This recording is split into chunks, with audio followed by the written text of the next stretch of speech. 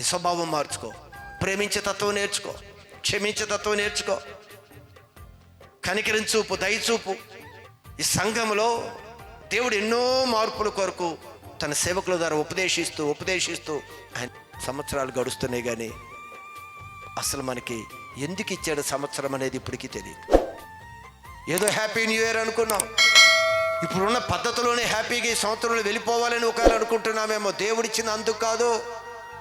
గత సంవత్సరంలో నుండి మారని స్వభావంతో నూతన సంవత్సరంలోకి వచ్చిన మనం ఇదే స్వభావంతో ఆనందంగా వెళ్ళిపోమని కాదు.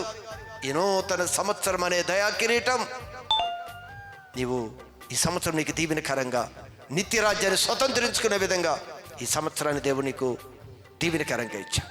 మనసు మార్చుకో, మాట తీరు మార్చు. దుర్భాషణ కాదు, మాటకు మాట కాదు, దోషణకి ప్రతి దోషణ చేయొద్దన్నాడా లేదా?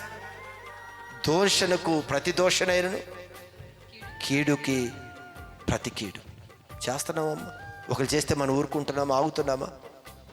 ఒక్కడు గమనించండి, ఈ చిన్న స్వభావం మనలో మారాలనే దేవుని యొక్క ఆశ ఈ సంవత్సరం ఇచ్చాడు.